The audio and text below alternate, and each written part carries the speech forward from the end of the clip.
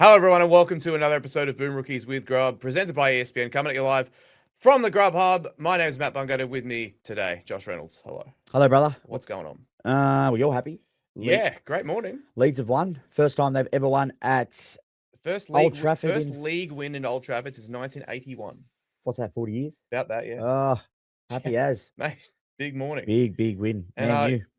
Big day for you yesterday, your birthday. Happy birthday. Thank you. Yeah, it's how things have changed. Mm. A couple of birthdays ago, we'll be going out, a few beverages, carrying on. Yep. Yesterday, I took my daughter to the Easter show for my birthday. There you go. Which was way more fun. How many show bags did she get? Well, she only got one. Ooh. Because she's got so much bric-a-brac at home. But we did, mate. I'll tell you what, I've done my ass on show bag just for the nieces and nephews and friends. But I love seeing the look on their faces when you give them to them. What was your because you remember all the cheap lolly ones you got when you were a kid? My go-tos were Ghost Drops and Birdie Beetle. Can't go past the Birdie. Well. How much do you remember the Birdie Beetle bag? They're $1. What do you reckon they are now? Oh, because I've been in this show maybe a few years, but even when I went in like the late 2010s, they were still $1 then. As inflation finally got them. $20. Shut up. There's got to be some cheap one.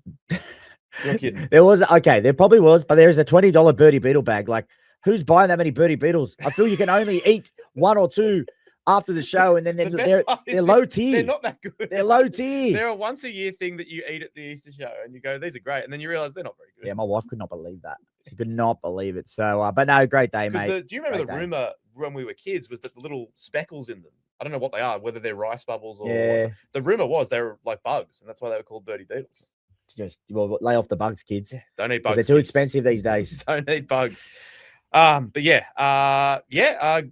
weekend. Went over to Perth. Shame about the result, but yeah, that stadium is pretty good. Kind of a bit weird because it was kind of half empty. Might have been better to play it at the ground where the Bears are going to be playing all their games next year at a rectangular field. But still, Opta's still a great stadium. Had a great weekend. Saw some friends. So, know what I found, mate? Yeah, what? Interesting stat.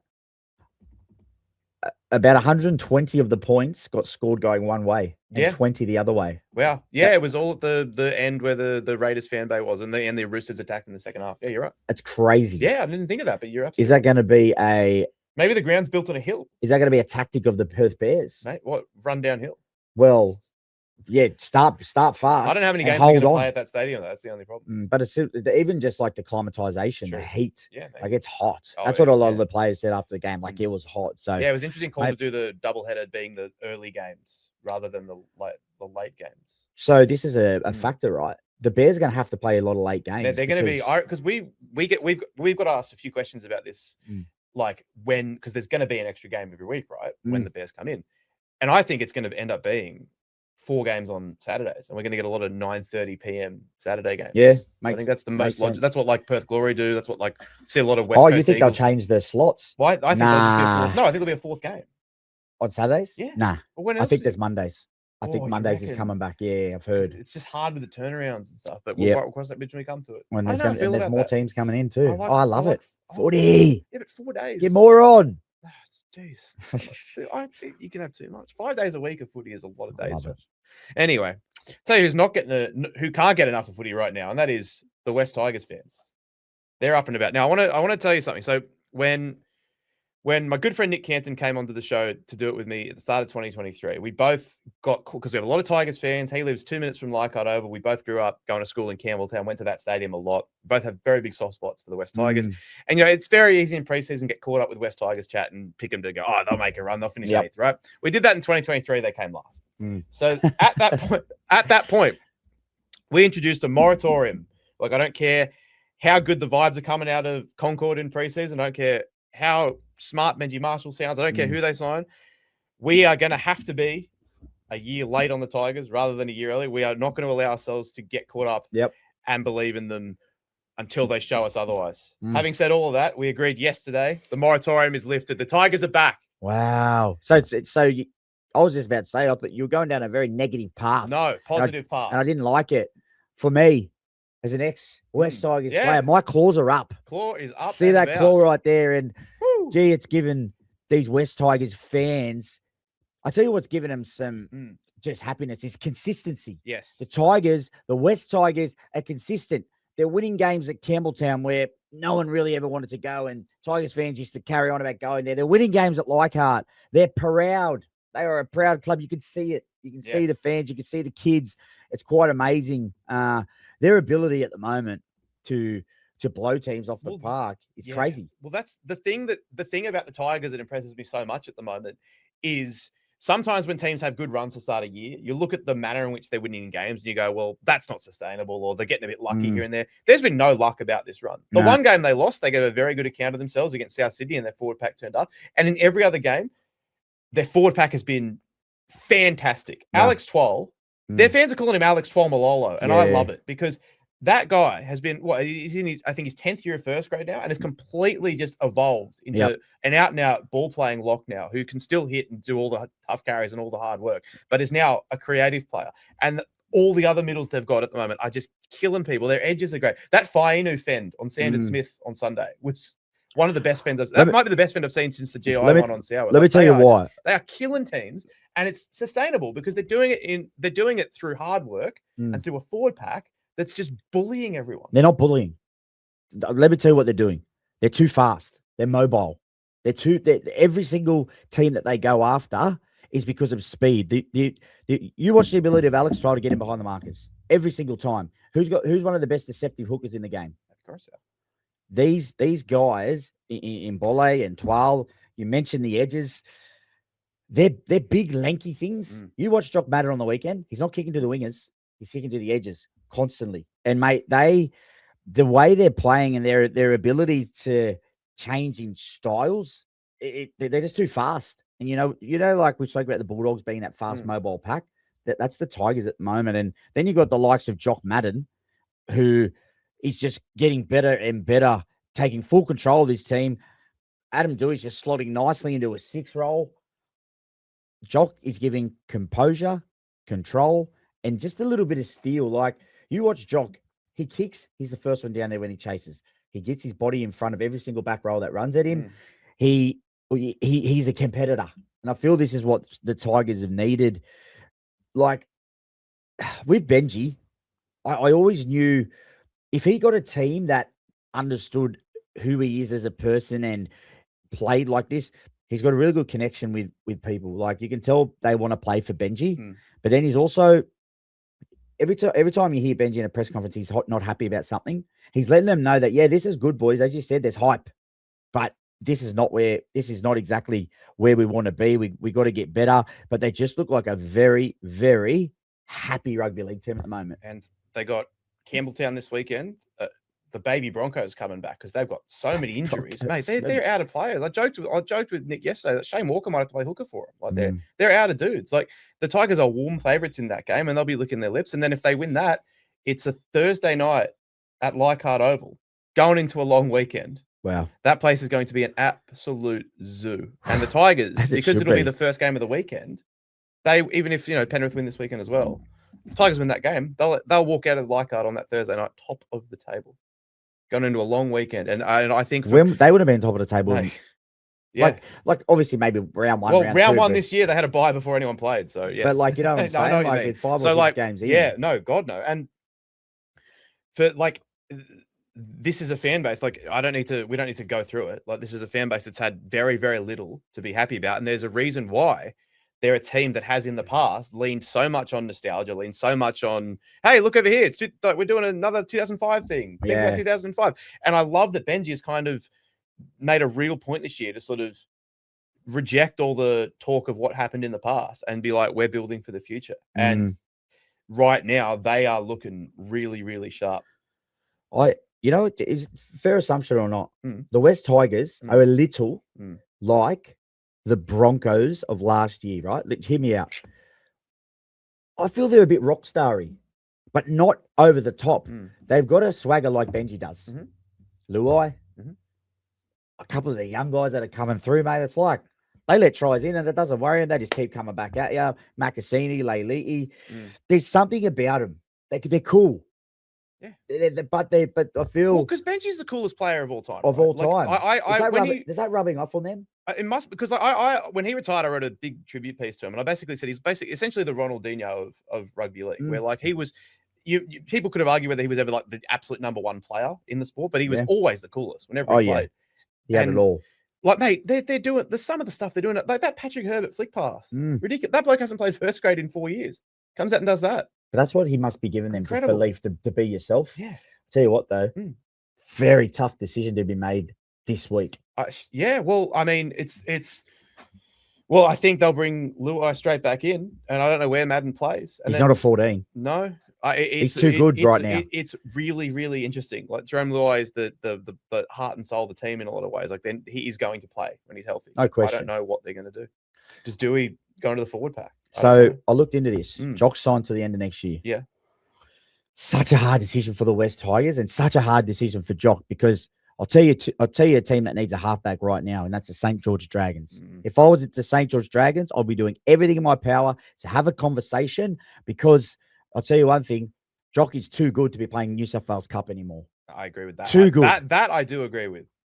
The Tigers, they will absolutely say no. But if I'm the Dragons, ask the question because, mate, he is a controlling halfback who is getting a team around a park, and they are rare at the moment. They sure are. Like, it'll be really interesting to see what they do. Them and the Warriors, for that matter. They've got the same situation. They've won every game this year Luke Metcalf hasn't played in and lost every game that he has played in. There's no worse feeling coming crazy. back into a team. Yeah. When Did you have a run like that? Yeah, like, yes, but mine was probably my fault. But no, you do.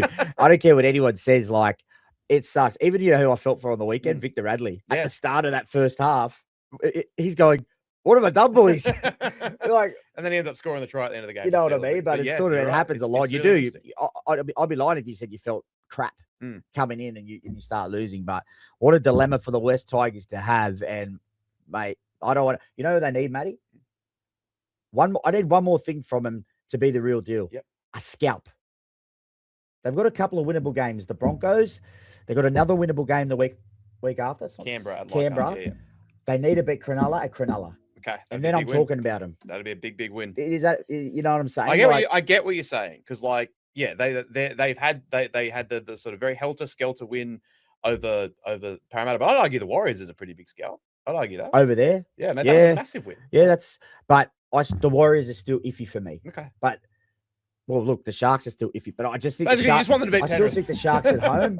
I think the Sharks at home is a very big. You're right, though. Warriors is a massive win. So, look, let's not get too excited. But like, and I will say, like the Cowboys, since they flogged them at Leichhardt, the Cowboys a couple of weeks since moved on have now won 4 in a row. So like that win's aging pretty well as well. And even that South's been pretty good this year. Like that South loss was a tough, hard fought game between two good football teams. Like they've not turned in a bad performance yet, and that's why it's so heartening to me. And that's why West Tigers fans should be so excited because my team, right? They had a really, if you remember, South had a very good start to 2025. But the manner in which they were winning the games, I was kind of like, they're getting a bit lucky. Yep. Things like there was a game where they won where the other team scored more tries, all that stuff. And I was like, I don't feel like this is real. Yep. I feel like this is real for West. I really do. But yeah, you're right. 2-week period. Put them up, bro. They've got. What's that?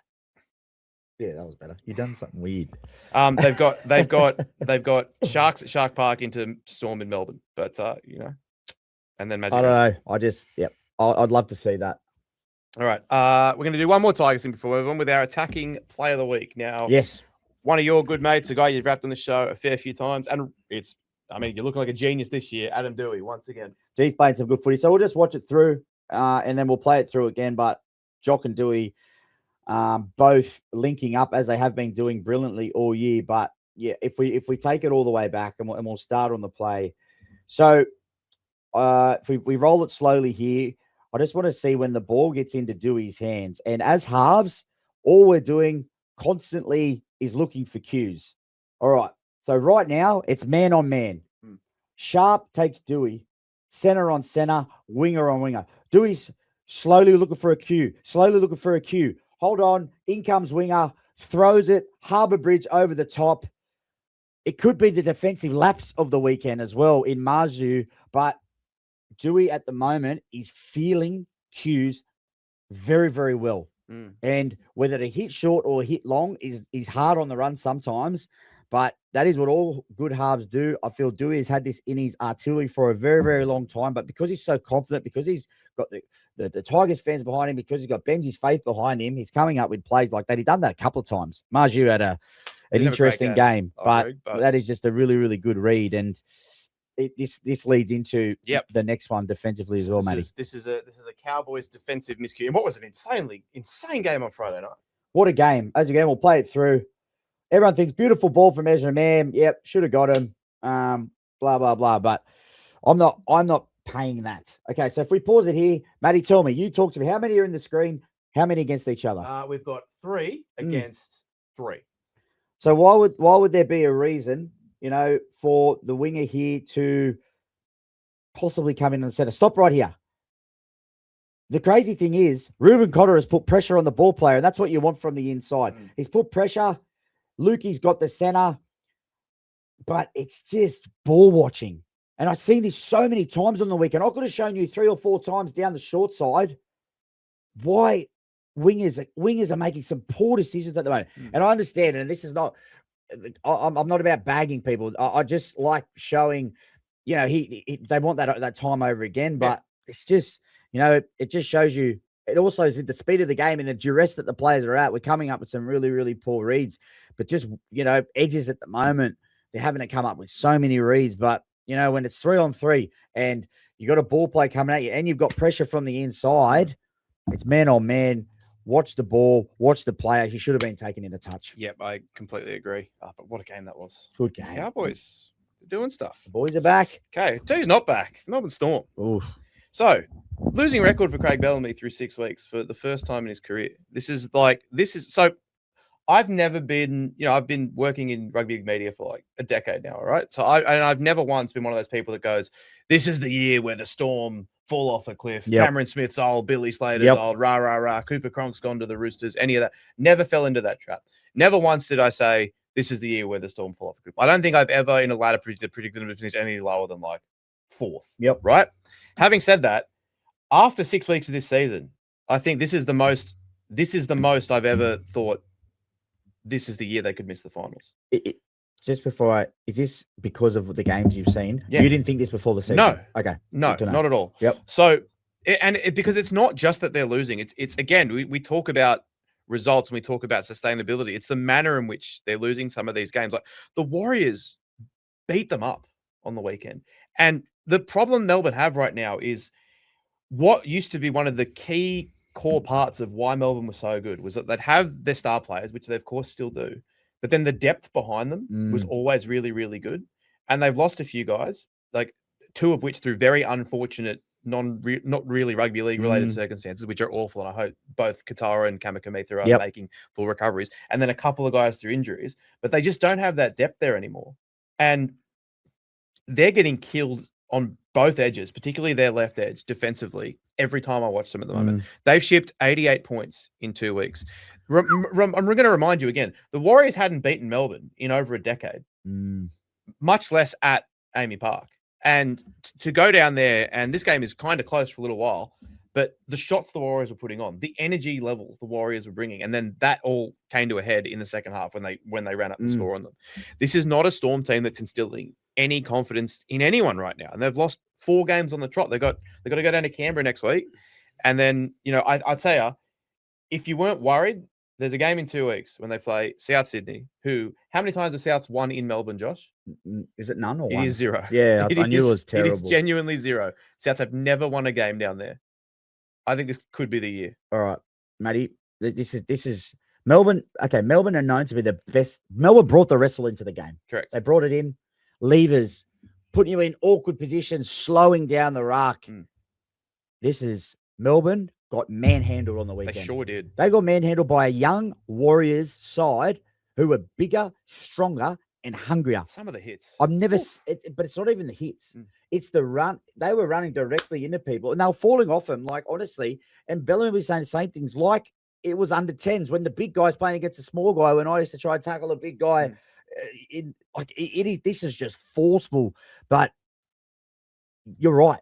They are struggling. Usually Melbourne bring in people who go from a club, they come to another club and go like that. Yep. Straight through and you're like, why couldn't he do that there? Why? But I just feel at the moment in a tough system. So Melbourne's system on the edges defensive, very aggressive. They're coming in, they're taking time off the ball players, they're putting you under pressure. But these young guys at the moment who are on the edges, they're just not, they're not getting it. And it is hard, Matty. Mm. It is easier for the edges to be passive, and you want the middle to work for you.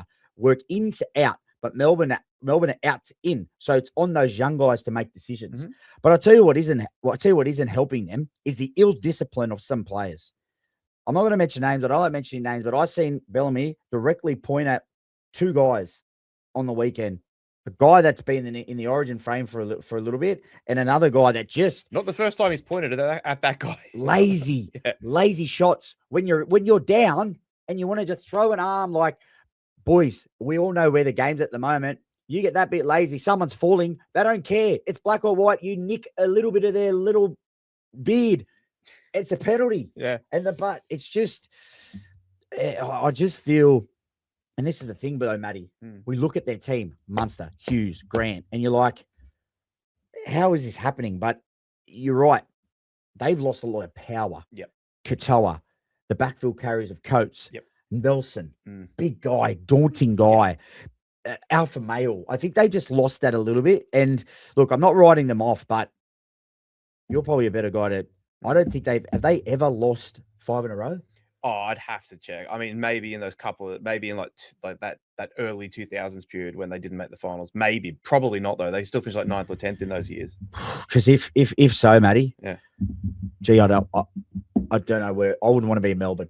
The whole of Melbourne. Don't worry about just the players. I rarely want to be in Melbourne. When Craig Bellamy, he will hit the roof. Let's talk positive to finish. Yeah, Cooper Clark. Yeah, nice story. Good story. Yeah. Playing in the back row, usually a front rower, but once he gets a proper chance to be back in the middle again, he's going to be great. They're asking him to do a job right now that is a very, very hard job. Edge back row, as you've said, defending on an edge, like edge back row center is the hardest thing to do in this sport. And they're basically chucking guys out there who aren't back rowers. And that's a large part of why this is going so poorly. And he's got that Melbourne mold about him. He works hard. He's got a bit of something in him. He let in a try. I wouldn't say let in a try. Helped in a try of being scored, but then scores one himself. He cares. Had a little bit to do with him in the 19s last year. He's got something about him. But I'll tell you one thing: Melbourne are in a hole, and they need their leaders to get them out of it. Their next 2 weeks could be season defining. All right, but let us be positive for a little while. The Cowboys quietly back in the NRL's top 4. This is a team where 3 or 4 weeks ago, there were genuine conversations being had in newspapers, on podcasts, everywhere about like who's going to get sacked first, Anthony Seibold or Todd Payten. Yep. One of them was sacked a couple of days later. The other one has won every game he's played since then, and they're now a top 4 team. Is it as simple as Scott Drinkwater is awesome, and when he's playing well, the team will score points, and if the team scores points, then they can win games? No, it's never because that simple. He's brilliant. Can we just He's so good. He's so good. By the way, I love when a field goal is kicked from there because it's the one angle on the camera where you can tell that it's gone in or not. Because watching home, you never know. Brilliant. But when it's from there, behind camera, him, you're like, it went. I can tell that went straight through. You just got to wait for the players to be like, you know what it is? I think this is what happened. Yeah. I think they've had a change in mindset. When I say that, I feel the Cowboys are a very attacking mindseted team. And why wouldn't you be? Well, Drinkwater, Purdue, Dearden, all great attackers. And why wouldn't you think that? But I just feel they've always had the mindset that we're going to beat you 32-30, and we don't care that. We don't care if we beat you enough. But I just think, even though they leaked a few points on the weekend, they had a duck egg against the Saints, and they defended fairly well against Melbourne the week before. They just got a bit more grit about them. I think Toddy Payton said, look, boys, I understand we are a great attacking side, but we just need to fix up our defense. I think Reed's helped with that. People haven't gave Reedy many, I suppose, raps, but he's just given them that little bit of extra line speed, a little bit more punch off the line. But then, who's this new guy that they've got? Jason Taumalolo? Mate. Who is that guy? It is incredible that he at this age, and because Taumalolo was for almost a decade, by a margin, the best middle forward in the world. No argument. Easy. No ifs or buts. Anyone who argues wasn't paying attention. And in the past 3 or 4 years, he's still been a good first grader, but it's been, as happens to everyone in every aspect of any sport or even, professions, life, anything, it's been a gradual decline as age and the amount of minutes under the belt and all that stuff seem to be weighing on him. And went like this. And now this year, back up again. It's Mate. been unbelievable. What a renaissance it's been. It was like me on the roller coaster yesterday. I was like going bang straight up. But mate, like, I think because he's such a leader, Matty, he's giving other people around him confidence as well. You know, like I just think amazing, great to see because I hated seeing, people write off such a champion. I just think you're right about Drinkwater though. Like, his ability. Okay, and I love talking about sweep lines. It's one of my favorite things that we speak about. He's depth and variety in his sweep lines. Everyone just, I try to give you our listeners, and hopefully they're building by the minute, Matty. Just watch his variety in his depth and understanding if defenses are coming at him or not. He's the best at it. He understands depth, and he's the best at 3-on-2s. I would nearly say in the game at the moment. Hence why St. George are tailing a massive offer for him. Could be Perth Bear number 1. Could be Perth Bear number 1. You could do a lot worse than an extremely exciting player. Brilliant. Who's at the top of his game right now. Can I tell you one thing that I don't know who's looking after the Cowboys back 5? The speed of the game at the moment, Matty, do you know what it's doing? It is. So usually in a defensive kick chase, you want 10 people in the line. Yep. You want 10 people there, guy that's played the ball. So hooker might not be there sometimes, and fullback, right? Of course. So at the moment, though, with the speed of the game, it's so tiring. You're only getting probably, I'd say, 7 to 8. And the Cowboys are the best at realizing that. And the back 5 are linking up. Drinkwater's happy throwing these long passes to Tuolangi. He's poking his nose through, getting their sets on a roll. This is something that I think they do the best at. It's their transition from defense into attack. There's no one stopping. Everyone get back, and they're making teams pay straight away. Whereas, usually some teams catch it, good carry, winger in, forward, kick. But having Drinkwater at the back there really is helping them get on the front foot straight away. Also thought Sonny Luke added a bit on the weekend. A couple of times I see his halves would have been very angry at him, kicking on last tackle, but he'll learn. But I think he's added a bit of, a bit of punch around the middle of the field. We know what Lukey can do, and underrated player that I don't think gets many raps for the Cowboys, Jay Clifford. He's a competitor. Mate, hasn't he been great this year? I love him. Like, he does random stuff as well. Like, puts up a bomb, chases it himself. He can kick a bomb higher than most. He does. Got a hell of a boot on him. He just suits his side, doesn't he? I think he's complimenting them very, very well at the moment. Everything they're doing well. And Purdue, we've seen him make a couple of half breaks, and then we finally get him in absolute full flight going the length on the weekend. Matty, I've never seen you run. Do you glide like that? Definitely not, mate. He glides. Yeah, no. It's like ice skates. Yeah, no. And Buller's the same. Yeah, no. I'm stumbling along. We talked, mate. Before we started recording, you and I were talking about Gyat, and we both agreed that we were happy to run 114 seconds. Yeah. So I'm not gliding anywhere. Purdue's just a glider, man. He's got a very beautiful running style. He's great to watch, and I can see why. When he does things like that, why they're putting their eggs in that basket. So good. It's still a shame that it's going to end up with Drinkwater leaving, but if you want Purdue to be a guy, you can't be paying 2 guys that much money to play the same position. And but look, whoever gets Drinkwater, they've got a player. Yep.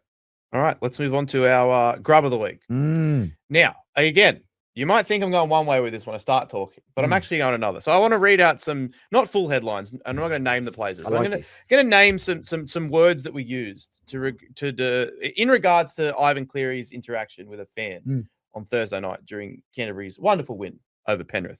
We forgot about that. Yeah. Ivan Cleary in hot water, lewd gesture, under scrutiny, high drama, furious fans. These are all parts of headlines for news organizations. Something outrageous. He must have done something terrible, something so beyond the pale that we couldn't possibly show it here. No way. Oh, actually, we can. Oh, okay. There he is. I've looking good as always. Huh. Right. I am high... disgusted. I am, and this is what I'm upset by, right? And I had a very similar reaction a couple of years ago when Reece Walsh had that interaction with a teenage fan before the 2023 grand final, if you of course remember. Yes, I remember that. And my reaction there was the same as this, which is something that I've always found funny, is media outlets and some aspects of fan bases complain about players being boring and players being robotic and players being media trained. And I think that is a fair point when you watch those utterly pointless halftime interviews where as the players are walking off the field and you just stick a microphone in one of their faces and they go, "Yeah, we want to do better in the second half." Like, Darius Boyd special. Agree. I completely agree with that, right? But you can't get upset that players and coaches don't give you the sort of salacious quotes or the exciting material that you want. And then when a coach displays a brief moment of humanity in the middle of a game, to get upset and start clutching your pearls like you're Helen Lovejoy and someone won't think of the children and all this stuff. Because again, footy coaches and footy players, they're humans like I am, right? And humans have emotions. And I can only assume what the Bulldogs fans that he made that gesture to were saying to him before that game. And he gave a little gesture back. And that should be the end of it. And it's not the first time Cleary's got involved with fans. Remember, he blew the kiss to Tigers fans a couple years ago. And that was funny as well. Not as lewd. Supposedly lewd. But equally as funny. And you know what else, Josh?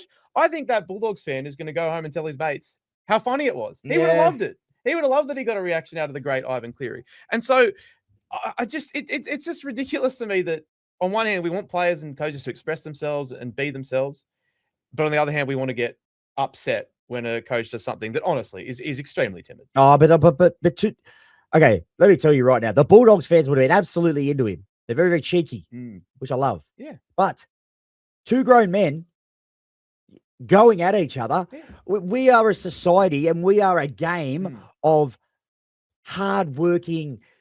We give it to each other. We G up. It's in our nature. Why? You know who makes this big?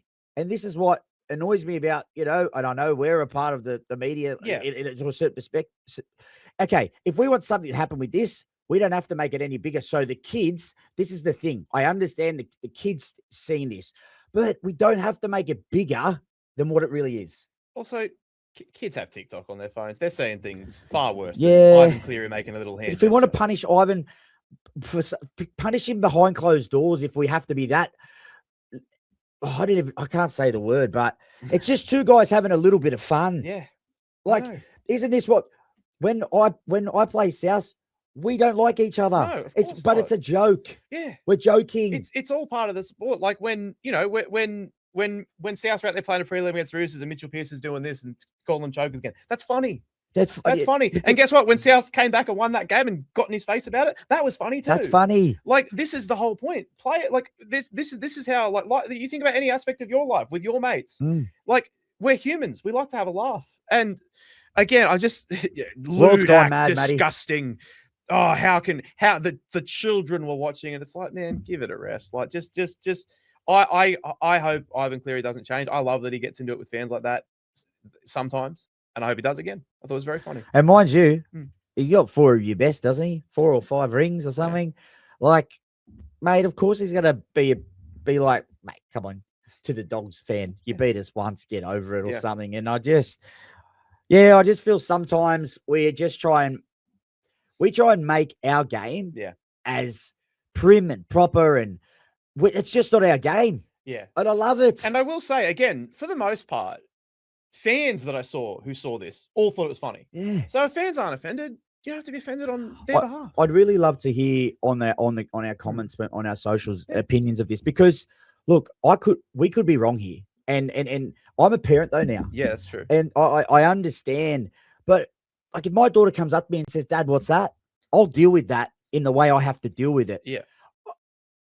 It's just, we just think so far into things, Matty. I'd really love this. I really want to know, because I'd like to see from all perspectives of everyone. So look, if we're wrong, I'm not sorry, but I want people, because I do see both sides in the, we're learning. Yeah. We're growing. Yeah. Growth. Exactly right. Okay. What are you looking forward to this weekend? So I got a big Saturday. Yep. So I got the Wollongong Half Marathon in the morning. You're running it? Yeah. Oh, so if I wanted to see your running technique, I could. You can. It won't be very pretty. Can we get a film crew on you or something? What? Like, just will this man die before he finishes this race? Okay. It's funny. I can't remember if I told you about this. It's kind of annoying though, because when we signed up for it in like October last year, when the tickets were on sale, I was like, oh, I'll be down in Saturday with my gong mates. How good it'd be if the Dragons have a home game. We can go to the footy afterwards. Imagine if it's against Souths. And then I check the draw when it comes out. Dragons are playing Souths. It's in Homebush. Gee, that would have been good. I know. It would have been perfect. But yeah, so I'll head down there. I'll end up having to watch the South games from down there. And that's not the game I'm looking forward to the most. Well, it is from my point of view. But we talked about at the start of the show, but the Tigers can keep this rolling. Blockbuster at Campbelltown against the Broncos, who, are going to be without. It's Tuesday morning while we're recording, so we don't have team list yet, but they're going to be without a lot of troops, and the Tigers will be fancying their chances in this one. I can't wait. Carrigan out. Ricky possibly out. Reynolds possibly back. Probably not full fitness. It's a lot of guys. Unless the baby Broncos are rebirthed, they've done it before. Wouldn't surprise me. But sorry, actually, it would surprise me at the moment. It really would, because I just think the Tigers are playing such a good brand of footy. The Broncos are hurting. This is when you want to get the Broncos. So crack a game. Another great calling, all Campbelltowners. Get down there. Pack it out. Yeah. Good game, Matty. But you know what I'm looking forward to? Seeing what Newcastle Knights are about. Probably got taught a bit of a lesson on Sunday. Yeah. Probably they got taught a lesson they've been teaching teams. Do not take us lightly. Do not come and show up and think that it's just going to happen. So I'm actually keen to see up at the stage, right behind us, up at the stadium against a really good Roosters side, how they bounce back. And they'll get Dylan Brown back this week. They get Dylan Brown back. I'm interested to see, because if the Knights lose this week, you go, oh, maybe this is the Knights showing us who they really are. But if the Knights bounce back and play a solid game, I don't even think they have to win. It's just about, with these sides that are rebuilding, we love saying it's all about not losing last week badly and losing badly again. It's all about showing, a bit of resolve and a response. You can have a letdown spot. You just can't have 2 or 3. No. Is what you're saying. So they come up against a red hot Roosters side. I'm interested to see how they're going to work, Matty, as well. Dylan Brown comes back. Okay, so where do you go? Do you go Sharp fullback? I think Hunt goes to the bench. That's what I suspect will happen. Ooh, no, I reckon it'll go. The Fletchers will both stay and Smith goes to the bench. Yes. Okay. Even though I think Sandon Smith's been doing a great job. By the time this is published, the team list will be out, but it'll be interesting to see which one of us is right. What if we're both wrong? What if they get real weird with it? Dylan Brown plays center. What? Jared Mullen back? Mate, bring him back. He was going to come. He was meant to be coming back, I think, at one stage. He was because he was playing local Newcastle. There. Yeah. I don't think you'll make the top. I don't think you'll get into the. How about the Duffy guy, by the way? We talked about him last week. South's trying to get permission for him to play this week. I'm not going to say anything, but I may have said it one of our first episodes. I would be getting him in because I seen him play in. What game did he? He was fantastic in the Charity Shield. He was brilliant. Yeah, and now, mate, he's dry grey like, isn't he? Just a little bit. Good ball runner, very quick. Isn't it? Is it interesting for you, Matty, to see the evolution of South's mindset with Latrell at fullback? Yeah. They're trying to get a guy in, and instead of putting Latrell in. Yeah, that was quite surprising. But I think it's great. I think they've gone past. And their defensive, as you and I discussed before we started recording, their defensive left edge fell apart when they moved Latrell, and part of that was because they put a back rower there instead of bringing on the outside back they had on the bench. But part of it was because Latrell's so important to their structure and their stability at the moment on that left hand side. Agree, mate. On both sides of the ball. So all right. Yeah. All right. That's it. Another show in the books. All right. We'll see you next time. Take care, everyone. Guys.